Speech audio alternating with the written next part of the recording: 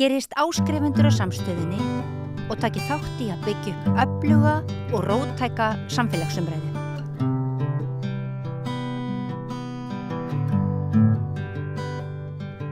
Já, við erum að ræða stöðu fjölmiðlunar eins og reyndar hefur verið rætt hér meir og minna síðustu 12 til 18 mánuði. Þannig langt síðan ég spáði því að þetta myndi allt hrynja og þetta, því miður þá virðist vera svolítið þannig að þær spár sig að ganga eftir.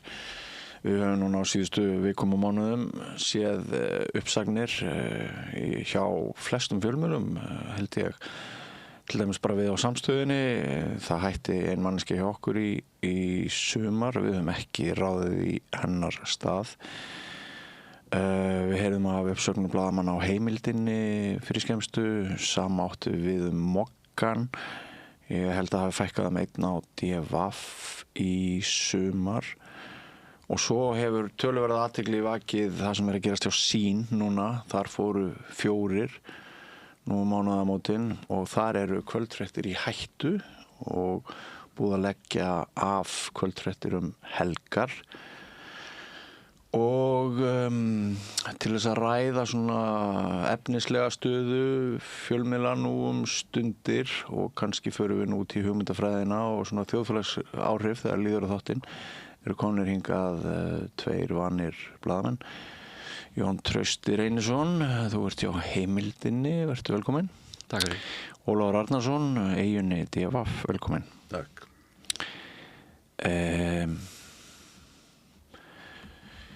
Hve alvarleg tíðindi eru það að Sýn hætti kvöldfréttaþjónustu helgar og að það sé þannig talað af hálfu forstjóra fyrirtækisins að það sé bara ekkert víst að kvöldfréttir verði yfir höfuð sagðar þar á bæ.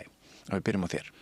Ég held að þetta sé kannski fyrst og fremst einhver formbreyting, kannski einkenni, kannski toppurinn í ísjakanum af vandamálum hjá Sýn. Þó að séu styrkleikar þarna undir eins og til dæmis að Vísi. Já. En það hvort að það eru kvöldfréttir í einum pakka eða ekki, það er rauninni svona framsetningar spursmál finnst mér. En ég hef kannski meira ágjör af því hvað þetta þýðir á endanum fyrir landslagið.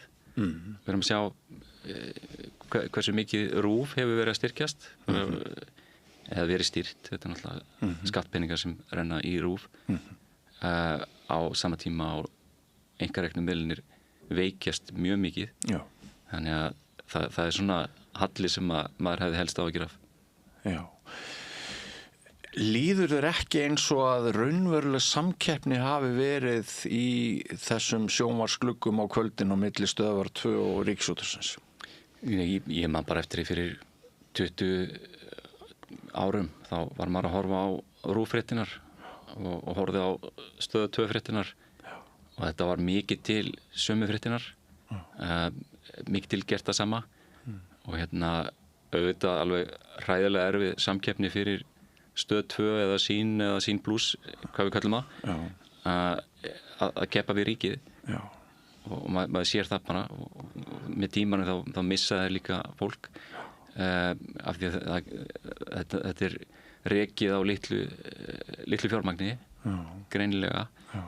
En ég held að þetta sýnir kannski fyrst og fremst að samkeppni við RÚV er eiginlega ómöguleg fyrir svona miðl. Ég man eftir áhrifum á RÚV þegar ég byrjaði að vinna hjá NFS og hélt svo áfram hjá Stöð 2 að við vorum náttúrulega að spýta í beinar útsendingar. Ég var fyrir norðan þá og var bara oft í viku með link í Hafnarstrætinu, Göngugötuna og Akureyri og svona. Þegar við byrjuðum á því þá fór RÚV líka að stórfjölga beinum útsendingum og vera með link í fréttatímanum og fara út úr fréttastofunni og áður fyrr þá getur maður bent á mjög mörg dæmi þess að samkeppnin hafi bætt þjónustu RÚV. Já, algjörlega og ég held að það standi alveg. Við sjáum bara að við skoðum fjárlögin núna að það er verið að stórauka framlög til RÚV á meðan einkareknu miðlunir fá að raunvirði lægri styrki. en eins og þú þekkir sjálfur úr þessum bransa, þá þetta form kvöldfréttanna ekkert heilagt. Það líka hamlandi. Það færir sko efnisvinnsluna eða fréttavinnsluna yfir í einhver fyrirfram ákveðin stutthólf og í rauninni það ekki efnið sjálft sem ræður forminu, heldur formið sem ræður efninu miklu meira, og þetta til dæmis fyrir efnahagshrunið og í góðærinu svo kallar á sín tíma held ég að hafi verið skaðaldur vegna þess að það voru þessi stöðugu viðtöl þar sem að stjórnmálamaðurinn sagði eitt og hinn stjórnmálamaður sagði annað og þá ertu komið með eitthvað form sem þú pakkar inn og færir fólki en sko sagans öll aldrei sögð í þessu formi. Þetta mjög svona brotakent form sem kannski hentar á TikTok tímum. Annað sem að maður hefur verið hissa á hjá RÚV, það að við erum ofta að fá sömu fréttir þar í kvöldfréttum og jafnvel eins rammaðar og við heyrðum áður í öðrum fyrr í fréttatímum RÚV og svolítið látið eins og að sko við séum ekki sítengd á internetinu að afla okkar upplýsingar frá móti kvölds. Þannig bara svona mín skoðun. Já, jú. Sumir vilja bara fá sinn skammt. Þetta ansi mikil orka sem fyrir í að leita að fréttum og skrolla í gegnum alls konar miðla í staðan fyrir að fá bara einn skammtaborðið. Þarf ekki að pæla í því. Svona orka, margir sem leita leiðum til þess að minnka sóun á sín eigin hugarorku dagstaglega. En já, það svolítið svona sem ekkert atriði. Hvort maður vilji bara fá 10 fréttinar eða kvöldfréttinar. En hvað finnst þér þetta? Ég er að telja upp sko fækkun blaðamanna ofan á gríðarlega fækkun sem hefur orðið. Við vorum 100 áður fyrr og einhverju tugir held ég bara eftir svona virkir í bransanum og okkur bara fækkar frá mánuði til mánuðar. Já, það náttúrulega tvær hliðar á þessu. Í fyrsta lagi kannski orðið auðveldara að vinna fréttir, ef við hugsum frétt bara sem einhvers konar einingu. Auðveldara að ná í upplýsingar heldur en aður. Og síðan það náttúrulega bara tilfærslan. Fólk að fara úr fjölmiðlum eins og veist yfir í störf hjá ríkinu og hinu opinbera. Það svona okkar reynsla að fólk yfirleitt að færa sig frá einkarekna fjölmiðlunum yfir til borgar, ríkisstofnana og svo framvegis, ríkisútvarpsins. Þannig að hvað finnst mann það svona heilt yfir, þá hef ég haft trú á því að það skipti máli að ríkisútvarpið sé sterkt og ekkert harmað sterka stöðu þess, ekki verið að lýsa ríkisútvarpinu sem einhverjum fíl í stofunni og svoleiðis sem að margir hafa gert á yfirlýsingamarkaði en með svona til lengri tíma og í framhaldinu þá þetta náttúrulega svakalega mikil áhætta sem við sköpum með því að safna allri fréttamiðlun raunverulegri á eitt stað ef við framreiknum þessa tilhneigingu og sér hvernig þetta gert hvernig þetta gerist í Ungverjalandi, í Pólandi og fleiri löndum þar sem að þú færið einhver stjórnvöld og nú sjáum við bara mikla sviptingar í könnunum, við vitum ekkert hvaða stjórnvöld verða hér eftir nokkur ár og ef það er búið að svona nokkurn veginn eyða einkareknum fjölmiðlum að miklu leyti, langmestu leyti og þeir snúast að afreita eitthvað fyrirfram unnið efni til að fá flettingar, til að skrimta, til að lifa af dag frá degi, þá held ég það sé ekki sko áhætta sem við viljum bjóða upp á að því RÚV náttúrulega undir á endanum einhverju stjórnmálavaldi og hvað gerist í okkar litla samfélagi ef þessi þróun verður á Íslandi og nú erum við ekkert að við getum ekki lyft okkur að útiloka að það verði einhver svona orbanísk þróun á Íslandi eins og víða annars staðar að verða í auknum mæli bendir bara á mjög hraðan uppgang Miðflokksins sem hefur svona hotni síður RÚV og svo framvegis ef sem stjórnmálavaldi tekur sér þetta vald og fjarlægir armslengdina frá RÚV og það eru nánast engir einkareknir miðlar raunverulegir, þú getur verið með einhver blaðamenn en þeir eru eins og við vitum það skiptir máli hvort fólk sé með tækifæri til þess að frumvinna efni til að ígrunda efni eða til að vinna það lengra og til að setja það fram á ákveðin hátt sem er ekki bara til að framleiða smellur birtingar þar sem lífæð þessara fjölmiðla sem við erum yfirleitt að tala Vísir, MBL, DF.is smellir það sem einn smellur er ein tekjueining skiptir ekki máli hvort þið eigið 3 dögum eða korter í að vinna þá frétt jafnmiklar tekjur en það er svona það sem maður hefur áhyggjur af að geti orðið þróunin og bara öll eggin séu sett í eina körfu sem í höndunum á stjórnmálavaldinu. Ólafur, þetta er náttúrulega óþolandi aðstöðumunur sem að Jón Trausti hér að fara yfir munin á rekstri einkamiðla og ríkisútvarpinu, hvað sem manni finnst framtíð ríkisútvarpsins. Þetta eru rosalega svona skrítin skilaboð sem að hafa verið send einkareknum fjölmiðlum í þeirri krísu sem við blasir, ekki satt? Já, ég á þeirri skoðun að ríkisútvarpið eigi ekki að vera á auglýsingamarkaði. Ég veit mæta vel að þeir peningar sem að fara til RÚV, þeir auglýsingapeningar sem fara til RÚV, þeir myndi ekki renna óskipti til einkarekinna miðla. En ég held samt að það muni verulega þá og það myndi gjörbreyta stöðu einkarekinna miðla ef að RÚV væri ekki á auglýsingamarkaði. En ef maður að tala um svona, já, þetta fjölmiðla umhverfi, sko, okkar neysla á fréttum hefur gjörbreyst. Langflestin nema kannski mögulega allra elsta kynslóðin, sko, fædd fyrir lýðveldisstofnun. Við neytum frétta stöðugt yfir daginn. Og ég hef miklu meiri áhyggjur af því, sko, að við séum að fá of mikið af fréttum úr óritstýrðum miðlum eins og samfélagsmiðlum. Það sem algoritminn í raun og veru varpar okkur inn í einhvern bergmálshellu, þar bara fáum við allt sem við viljum og ekkert sem við viljum ekki. Þannig að ég lít svo á að staða einkarekinna fjölmiðla, ritstýrðra fjölmiðla er áhyggjuefni. Ég held hins vegar að bæði RÚV og mig langar nú til að kalla það ennþá stöð 2 en segjum sín. Ég skil nú ekki á hverju því vörumerki var hent, stöðvar 2 vörumerkinu, eitt allra dýrmætasta á landinu, hefði ég haldið. En mér finnst báðir þessir fjölmiðlar hafa í raun og veru brugðist. Við fáum fréttirnar yfir daginn og við þurfum ekki að láta segja okkur sömu fréttirnar í fréttatíma klukkan 6:30 eða 7. Ég vil miklu frekar sleppa fréttatímum og fá eitthvað kastljósþátt þar sem farið og það kafað svona aðeins dýpra inn í. Það farið aðeins bakvið. Og þar held ég að bæði RÚV og Sýn séu að bregðast og þetta er auðvitað visst áhyggjuefni með Sýn en Sýn hefur náttúrulega gengið í gegnum eigendaskipti og það eru konir nýir aðilar þar að.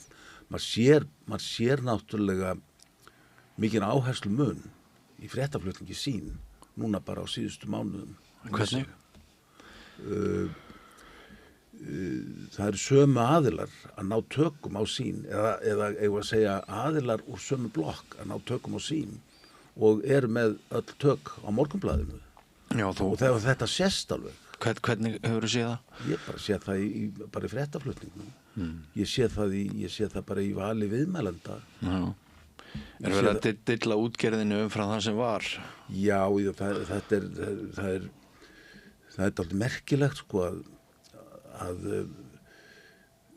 ég áttaði mig á því daginn. Ég bara hlusta á innringitíma á Reykjavík síðdegis. Og ég var svona, ég ætla nú ekki að vera að hlusta út af sögu. Þetta var eins út að saga og sko, allir þessi miðlar eiga rétt á sér en stöð 2 eða Sýn hefur breyst og síðan er kvarta mikið þar. Það er kvarta mikið undan því að RÚV hafi of sterka stöðu og eflaust það rétt en það hafa verið teknar ýmsar ákvarðanir í rekstri sínar sem að mætti vel setja spurningamerki við. Er einhver skynsemi í því að setja milljarða í það að senda út enska boltan? Ég held að þeir séu nú að reka sig á það að það var engin skynsemi í því að yfirbjóða enska boltan. Nú, af hverju ferð þú og setur mörg 100 milljónir í því að breyta nafn, henda einhverju besta vörumerki á Íslandi út úr gluggan? Ég held að vandamáli hjá sín þau eru mörg og þau eru mörg svona sjálfskapaviti. Já, maður heyrir þetta víða að þeim hafi orðið á slæm mistök en áhrifin á almenning og samfélagið hvort sem fjölmiðlar gera einhver mistök gátu gert betur eða hvað það er þá áhrifin á samfélagið allt leiðir að einu að ef einmitt eins og þeir eru að tipla á öflugar ritstjórnir, mannmargar ritstjórnir sem eru með einhverja, eigum að kalla það hugsjón eða einhverja sýn á samfélagið. Þannig að þetta komur að dálítið góðum punkti Hvernig hefur fjölmiðlun á Íslandi verið í gegnum tíðina? Það hefur verið náttúrulega frá 1930 þá hefur verið fréttastofa hjá Ríkisútvarpinu og hún hefur verið það eru margir sem að saka hana alls konar svona bíasa ég held að þeir gangi ekki erinda neinna aðila út í bæ hvorki stjórnmálaafla né annara hún dálítið sjálfvala þessi fréttastofa ég hef til svo tilfinninguna að útvarpsstjóri hafi enga stjórn á því hvernig fréttastofan er hjá RÚV og þetta er sjálfstæð fréttastofa það eru allar fréttastofur allir fjölmiðlar eru undir einhverjum hæl jafnvel þó þessi bara hæll starfsmannafélagsins og það eru allir fjölmiðlar að ganga einhverja erinda og hættulegast eru þeir sem að segjast einhverja erinda ganga annara en að flytja sannar og heiðarlega fréttir. Þú annars verður að tala um eigendavald og hins vegar einhvern svona hugmyndaheim sem knýr fólk áfram. Já, og ef við horfum á fjölmiðla á Íslandi í gegnum tíðina að þá er þessi frjálsa fjölmiðlun hún sem að virðist eiga undir högg að sækja í dag þetta er ekkit voðalega gamalt fyrirbæri Dagblaðið var stofnað 1975 það var fyrst í frjálsi fjölmiðlun all dagblöð fram til þess tíma voru bara flokks málgögn og leiðarinn á Vísi sem að átti nú að heita svona tiltölulega óháður fjölmiðl það var varaformaður Sjálfstæðisflokksins sem skrifaði leiðarann í Vísi hann bara sendur með leigubíl. Já. Svo er heldur ekkert frábær þróun sem verður þegar flokksblöðin hrynja að þá förum við einhvern veginn einu korteri yfir í almarkaðsvædda fjölmiðlun keyrða áfram af auglýsingum. Íslendingar venjast í að þurfa ekki að borga neitt fyrir fréttir eða þessa þjónustu og við erum búin að vera í smá kreppu síðan. En ef þú kannski kemur aðeins inn í það sem við höfum verið að tala um núna. Já, ég myndi bara beita sömu lögmálum og í blaðamennskunni að elta peningana. Hvaðan koma peninganir? Og við getum alveg fest okkur í einhvers konar afstæðishyggju að allir séu einhvern veginn á handbendi einhvers eða á valdi einhverju hugmyndafræði. Það er ekki það sem ég var að segja að vera handbendi, það er bara það er engin það hafa allir eitthvað agenda. Já, sem sagt að allir séu með einhverja svona stefnu í sínu störfum í blaðamennsku og skoðanir og þetta hefur náttúrulega bara frá því að bara núna síðustu áratugina hefur þetta verið reglulegt stef mann bara eftir Davíð Oddssyni gjarnan tala um það væri nú til dæmis bara heilbrigðar að vera með flokkskírteini og vera í flokknum heldur en að leyna því að maður sé með einhverjar skoðanir en í öllu falli við þekkjum það nú úr fjölmiðlum að það er til einhvers konar svona hugmyndafræði fjölmiðlunar og frétta sem flokkspólitísk óháð og maður heldur sér frá hagsmuna árekstrum og maður á einhverju skuldbindingu við lesendur en ekki einhverja eigin hagsmuni eða eitthvað þannig en á endanum þá eru fjölmiðlar einhvers konar lífverur þeir fá einhvers konar næringu eða orku og fá peninga þú varst að lýsa því Björn að þarna hefði orðið einhver svona markaðsleg byltinga sem að væntanlega kannski vísa til Fréttablaðsins sem að var eingöngu fjármagnað með auglýsingatekjum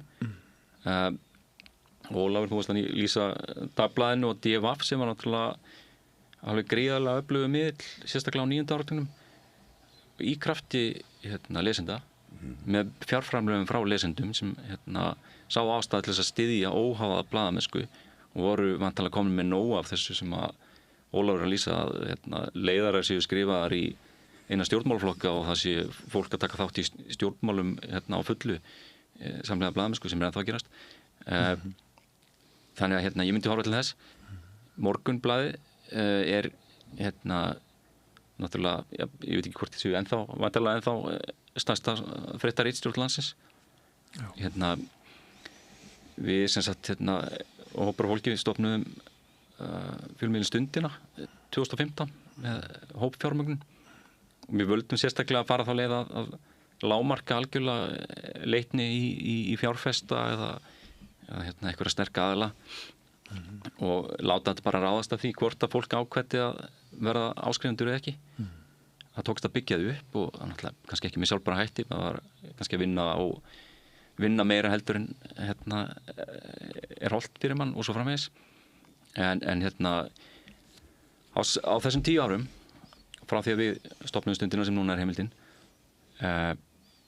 hefur Morgunblaðið fengið reglulega fjárframlög frá eigendum sem eru að nýta til þess arð af auðlindinni og að núvirði eru þessi upphæð það sem Morgunblaðið Árvökur hefur tapað á 10 árum er 2,8 milljarðar króna þetta er meira en 6-föld velta okkar útgáfufyrirtækis sem fyrir nú í sig ekki gleyma afskriftum Ríkisbankans það er meira en 10 milljarðar á núvirði já og það var þarna löngu það var þarna áður þannig að við getum fara að safna þessum milljörðum sem að og á endanum hvort upphæðin er 8-10 milljarðar eða eitthvað á þessum tíma að stunda einhvers konar rekstur í þessu samkeppnisumhverfi er náttúrulega algjörlega galið það er ekki sanngjarnt tækifæri og það hefur áhrif á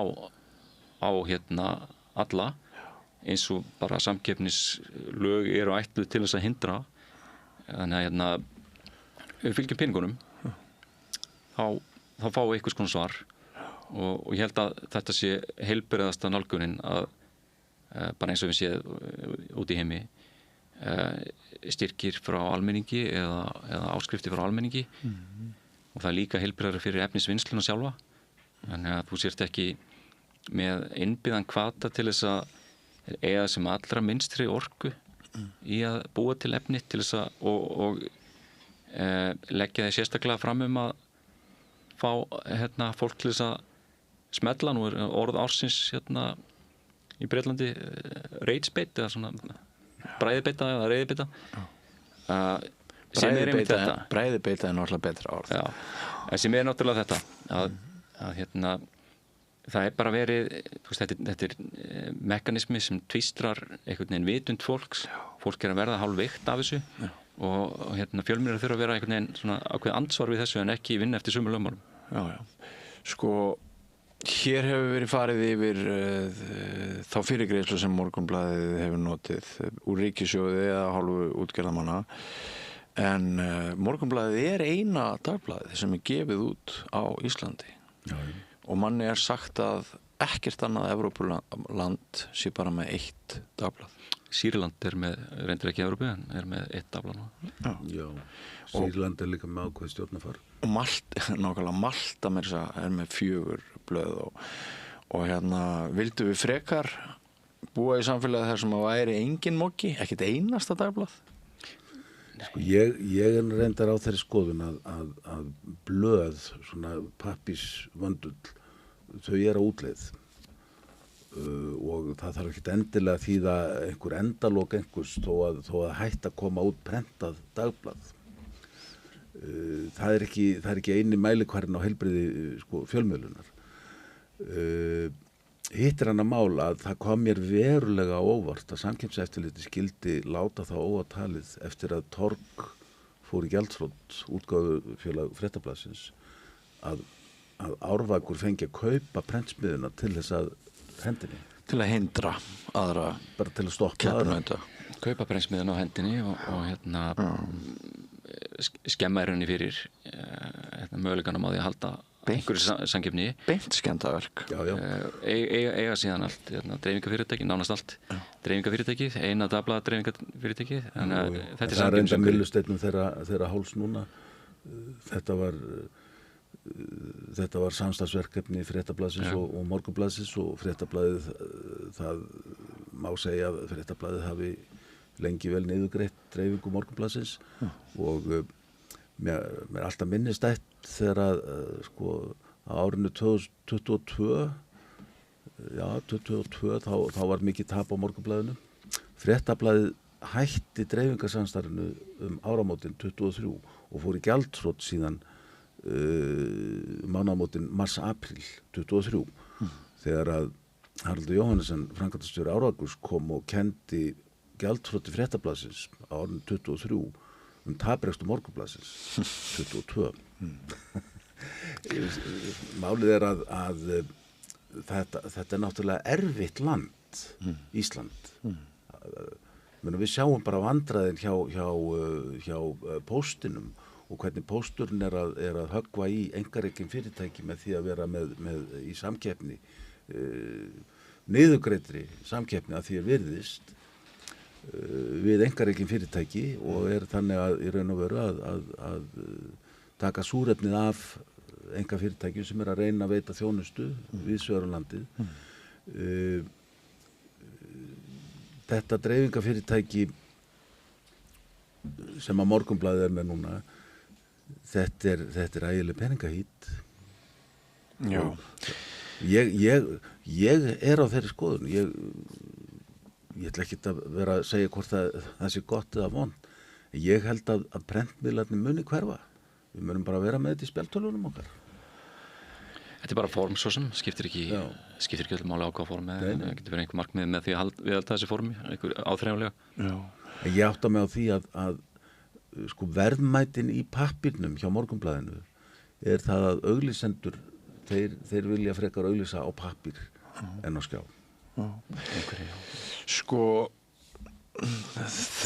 Vandamálið er náttúrulega einhverju leyti að fjölmiðlar njóta ekki stuðnings hins opinbera sem skildi þótt að sé einhverja smáskammtalækningar í gangi en annað vandamáli er kannski það sem við höfum aðeins teiplað í kringum sem er það að einhverja kannanir hafa verið kynntar sem sýna það að 70% Íslendinga eru áskrifendur af Netflix sem býður náttúrulega í mestum mæli upp á afþreyingu en einhverja kannanir hafa verið gerðar líka sem sýna það að bara 20% Íslendinga eru tilbúinir að greiða fyrir fréttir og það er svona spurningin hvernig við snúum okkur í þessu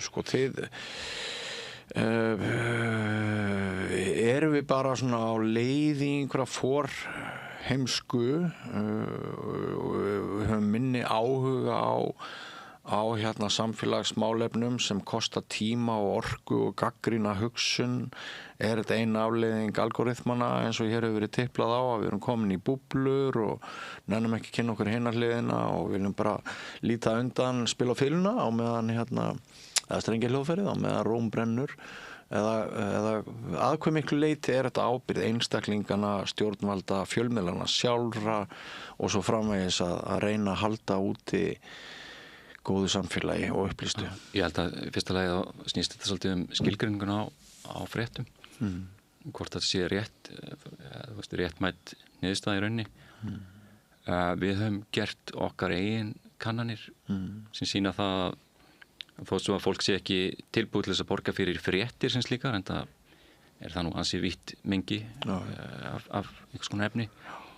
Þá er það tilbúið til þess að borga fyrir rannsóknarblaðamennsku sem er líka spurningum skilgreiningu og kannski margskonar skilningur á en felst vantarlega í því að nota ákveðni vinnu og ákveðni heimildanótkun að nota fleiri heimildir til dæmis og kannski einhver viðhorfi líka að láta ekki eitthvað ytra hamla sér í fréttavinnslunni þannig að já og svo kemur að því að þetta snýst viðhorf almennings að almenningu þarf að vera tilbúin til þess að borga fyrir ákveðnar tegundir af fréttum.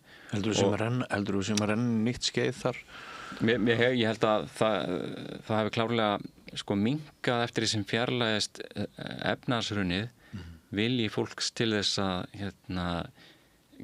taka einhver afstöðu og borga fyrir þetta starf og einhver skilningu líka á því að því sé bara úthýst að ríkið muni sjá þetta sem kannski varasamt til lengri tíma en hins vegar líka hægt að ímynda sér að ríkið núna ætlar Logi Einarsson ráðherra að kynna tillögur í þessar viku. Ertu spenntur?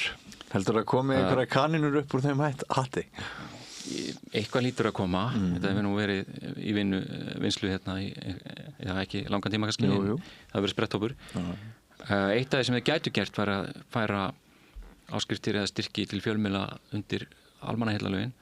Það er að segja að fólk getur fengið skattaendurgreiðslu fyrir áskriftir að fréttamiðlum og þá verður að sjálfsögðu einhver deil það hvort að áskrift að Sín Plus eigi að vera þar undir með Ödda og Sveppa og öllu því og íþróttunum. Sín náttúrulega þegar farin í þá hagsmunagæslu eða hvort þetta eigi bara að vera fréttamiðlar en dýnamíkin bara þessi þú setur kannski 5 daga í að vinna eitthvað efni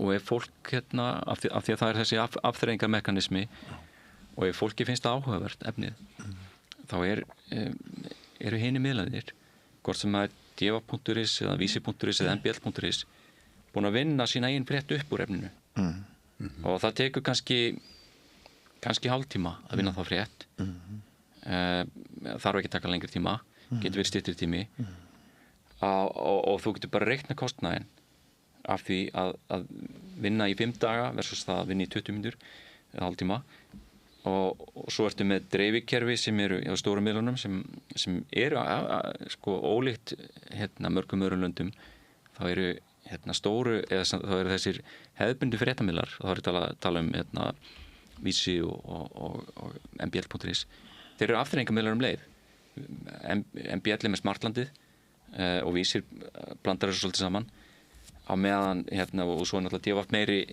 tabloidmiðl og bara að reyna að vera það þessi náttúrulega í Evrópu og í Bandaríkjunum er þessi yfirleitt skipta á millimiðlana að stóru miðlarnir eru yfirleitt ekki í mjög hráum smellifréttum þeir eru að vinna eftir einhver svona meira hefðbundinni blaðamennsku en þessi dýnamík í rauninni grefur alltaf undan þessari rannsóknar blaðamennsku hvernig sem við skilgreinum hana jafnvel bara það að taka í staðin fyrir að vinna frétt upp úr Facebook status eins og er svona kannski eitt algengasta form af frétt í dag að það teki viðtal og lögðu vinna í það og segja eins og að það kosti nokkur 100.000 krónur að taka almennilegt viðtal bara eins og þessi viðtöl sem við þekktum fyrir einhverjum árum þessi blaðaviðtöl, þessi tímaritaviðtöl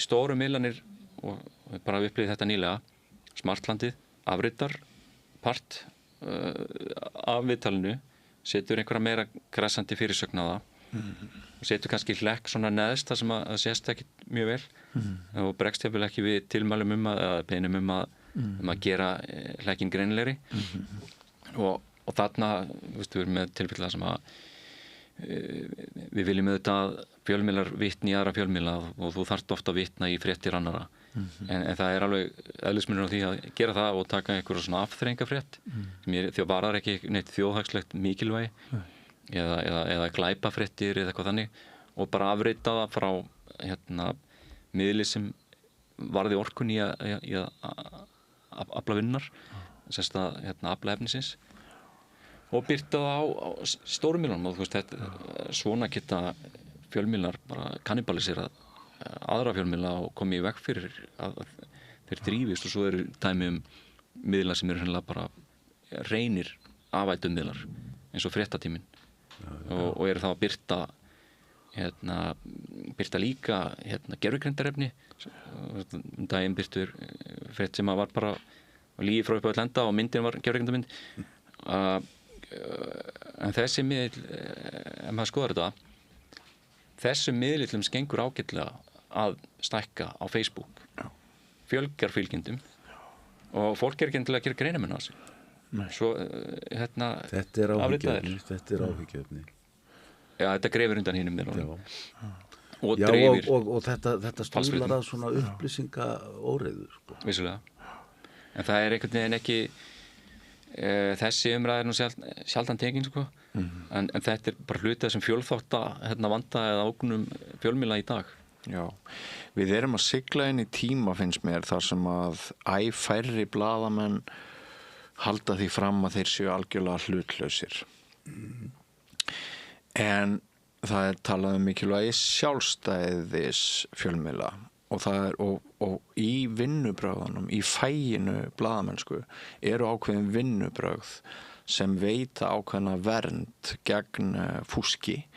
Það er innbyggt í þetta fag að ef ég væri að vinna fyrir risastóran fjölmiðil þá hefði ég ekkert val vinnubrögð hvaða skoðun sem ég hefði á málefninu sem ég var að fjalla mér bæri að leita ólíkra sjónarmiða ég gæti varla leyft mér að hafa mjög mikla slagsíðu í eina átt það yrðu einhverjir ritstjórar yfir mér sem myndu að einhverju leyti passa upp á balansinn þótt maður væri að segja fréttina bara með því sjónarhorni sem blaðinu eða fjölmiðlunum finnist rétt að segja og það er kannski þetta sem að ég er svolítið smeykur að menn segja þetta er allt í lagi stóru fjölmiðlunar er eitthvað að veikjast en það er alltaf að spretta upp podcast og eitthvað svona og þau hlaupa inn í þetta gat sem er að myndast og svo er enda rifust það hvort þau séu fjölmiðlar eða ekki en sko það er grundvallar breyting finnst mér á því ef við ætlum að hverfa frá gildum blaðamennskunar og fægi blaðamennskunar yfir í bara raddir hér og þar. Margir segja að það er gott að hafa samstöðuna vegna þess að við vitum svona sirka hvaðan hún kemur. Þá held ég sér reyndar verða átt við samfélagspólitík, samfélagssýn frekar en úr einhverjum einum flokki og ég tek bara undir það. Við erum hérna flest við deilum einhverju sýn á samfélagi þannig að þú getur gengið nokkuð að í vísu hvaðan við komum en ég legg mig ekki líma við að fá öndverð sjónarmið þegar ég er með einhvern spjallþátt eins og við erum í hér og svona og ég lít ekki aga blaðamennskunar þegar ég er að vinna hér hvorki ég né aðrir á hinum miðlunum er þetta ekki svolítið varasum þróun? Jú, ég meina þú þarft að hafa ákveðna umgjörð til þess að gera þetta eins og þú varst að lýsa sjálfur og þetta er að leysast upp smá saman og afleiðingin er svo að þú færð rauninni ódýrari fréttavinnslu en svo varstu með þessi viðhorf eins og hafa komið frá stjórnmálamönnum að það séu allir í rauninni fjölmiðlar þessi miskilningur á því hvað fjölmiðli er eða fréttamiðl við erum alltaf að tala fréttamiðla og fréttamiðla geta vissulega verið með einhverja slagsíð og það er ekki eitthvað sem er í rauninni í prinsipinu eitthvað óeðlilegt að einhverjir séu á þessar línu og einhverja aðra á annar línu svo getur maður haft skoðan á því hvort sé eðlilegt að stunda stjórnmálastarf samhliða blaðamennsku og allt það fréttavinnslu eða það sé kerfisbundið en tökum dæmi Snorri Másson nú varaformaður Miðflokksins stofnaði fjölmiðil kallaði hann ritstjórinn hann var ekki ritstjóri hann var einn með fjölmiðil en lýsir svona algjör í afneitun á í rauninni hefðbundinni blaðamennsku að sko lýsa sjálf og þetta eitthvað stórmennsku brjóla með að lýsa sjálf sér sem og kalla sér það hreinlega ritstjórnum þetta held ég eitthvað sem íslensk samfélag stendur ekkert auðvitað undir eins og við sjáum að það verið niðurgreiða starfsemina, samkeppnisumhverfið er í algjöru rugli bæði út frá bara fréttavinnslunni og bara fjárhagnum en þetta er mekanismi sem við þurfum svo mikið á að halda í dag á meðan sko það er að vera að vinna það sem ég kalla fréttir það eru unnar á hjá stofnunum og ráðuneytinu og svo er núna ráðuneytið farið að bústa einhverja fréttir sínar á Facebook til að dreifa þeim samfylkingin er búin að stofna sinn eigin fréttamiðl og borga fyrir það með fjárframlögum til þingflokka veist, það er verið að grauta þessu öllu saman hvað segirðu? Það eru fordæmi fyrir því að stjórnmálasamtök noti ríkisstyrki til að eitt er að gera það annað er að nota budget sem er til að starfrækja þingflokkana í það sko stjórnmálasamtök getur þetta valið hvernig verið sínum fjármunum en svona hittir hluti í rauninni af svona rekstri alþingis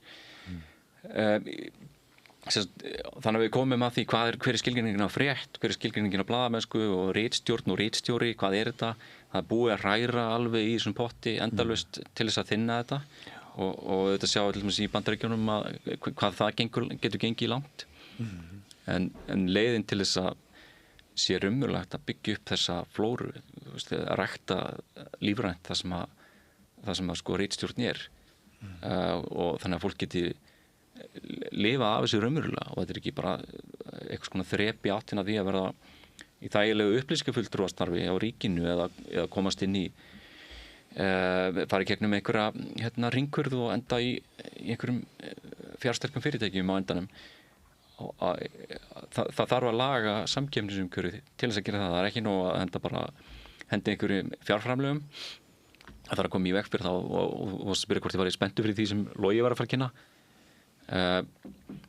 maður er bara búinn undir hvað sem er ég gerir ráð fyrir að hann sé að fara að reyna að efla einhvern veginn stuðningin ég held það mun ekki bjarga sín eða breyta því hvernig Morgunblaðið vinnur eða neitt þannig það sem að ég var spenntur fyrir að segja væri að þeir eru settir einhvers konar reglur um að það mætti ekki niðurgreiða fréttamiðlana það er að segja að þeir fengi ekki styrki ef þeir hefðu verið niðurgreiddir ár eftir ár í einhverjum skilningi þannig að það sé ekki meinar að eigendur hafi verið að leggja til fém já, það sé bara skilyrði það er náttúrulega skilyrði að þeir séu ekki í fjárhagsærleikum í einhverjum Evrópuskilningi í loka árs á undan en þetta sem við erum að tala ef það er fjölmiðill sem hefur fengið 2,8 milljarða króna eða er bara á fjárlög eða þú veist, fær peninga í gegnum bændarsamtökin eins og bændablaði þetta er ekki þessi skilningur á óháðri blaðamennsku sem að hinn vestræni heimur hefur ég held að það verði að breyta þessu til þess að það sé hægt að rækta upp raunverulega óháða ritstjórnir og viðhalda þeim með öllu því sem þú varst að nefna að þarf að vera til staðar til að það sé lagskipt vinnan það sé ekki bara einhver einstaklingur sem má vissulega hafa hvaða skoðun sem er en að það sé verið að vinna eftir einhverjum vinnureglum og stöðlum og að þetta vinni gegn þessari upplýsingaóreiðu sem fólk eru glórið lit af að heyrum en er aldeilis vaxandi núna Já, sko ég velti fyrir mér erum við að heyra alla söguna erum við að sjá í gegnum þetta allt saman þessi vandræði sem sín er í ég ætla ekki að draga úr því að rekstrarreikningurinn sýnir að það eru vandræði þarna en ég hjó eftir því að Þórhallur Gunnarsson sem var nú svona innsti koppur í búri á sín til skamstíma Hann blés á þetta sem forstjórinn sagði að fréttastofan væri í hættu. Hann sagði þetta er nú aðal tekjulind stöðarinnar. Og ég velti fyrir mér, er verið að spila eitthvað leik þarna? Er þetta eitthvað leikur í gangi? Er á núna að stilla stjórnvöldum upp við vegg og neyða þau til að koma með eitthvað útspil? Ef Sýn lokar sjónvarpsfréttastofu sinni, þá verður náttúrulega áframstarfandi fréttastofa á Vísi, sem sagt fyrir Vísi og Bylgjuna en ef þeir loka fréttastofunni, þá er sjónvarpsstöðin Sýn ekki orðið annað en svona einhver streymisveita eins og bara Netflix, og þar held ég að Sýn muni finna til tefasins, vegna þess að þeir hafa ekkert upp á að bjóða sem getur keppt við Netflix og þessar veitur. En svona rétt í lokinu við þurfum að fara að setja punkt. Ert þú bjartsýnn á að Logi muni færa eitthvað fram sem gagnast fjölmiðlun og þar með almenningi og almannahagsmunum verulega núna í vikunni? Ég er tiltölulega bjartsýnn. Ég veit að Logi er búinn að vera liggja yfir þessu og fengið her manns sér til liðs. Ég er alveg þokkalega bjartsýnn á að það komi eitthvað. Ég vona það. Ok, þannig að við getum verið bjartsýnir kannski 1 til 2 daga. Liggur það fyrir hvenær í vikunni hann verður kynna þetta, veit þið það? Nei, það liggur ekki fyrir. Nei, ég hef ekki heyrt það. Nei, það er svolítið spennandi. Þetta geti verið eina af þessum, ég segi nú ekki ögurstundum, en jú, það munar margt því að það er alltaf að hrynja. Já, það munar kannski það að vera með einhvern svona lágmarks fyrirsjáanleika sem er ekki til staðar. En ég heyri á Loga, hann ætlar ekki að leggja til að RÚV fari af auglýsingamarkaði. Það mun mögulega koma einhverju takmarkanir á RÚV auglýsingamarkaði. Hann sagði það á föstudaginn en hann ætlaði ekki að gera það. Já, og ég býð spenntur. Já, einmitt. Við skulum halda einhverju ljósklætu hérna lifandi. Þangað til ég hitt ykkur næst. Kæri þakkir fyrir komuna, Jón Trausti og Ólafur. Gott að fá ykkur af þessu borði og gangi ykkar fjölmiðlum vel. Takk. Sömuleiðis. Takk og áfram veginn ekki fara langt. Alþýðufélagið er eigandi Samstöðvarinnar. Markmið félagsins er að auðga og bæta umræðu í samfélaginu. Allir geta gengið í Alþýðufélagið með því að skrá sig fyrir áskrift að samstöðinni. Samstöðin.is. Frjáls fjölmiðlun á í vök að verjast, allstaðar, ekki bara á Íslandi. Peningavaldið og sterku hagsmunaöflin eiga greiðan aðgang að stjórnvaldi og fjölmiðlum og eiga jafnvel sína eigin fjölmiðla. Þess vegna er samstöðin svo mikilvæg. Hér er pláss fyrir allar raddir. Málin eru krufin til mergjar og samtölin eru stór og innihaldsrík. Samstöðin er mikilvægt lýðræðistæki. Ég heiti Kristín Helga Gunnarsdóttir og ég styð samstöðina.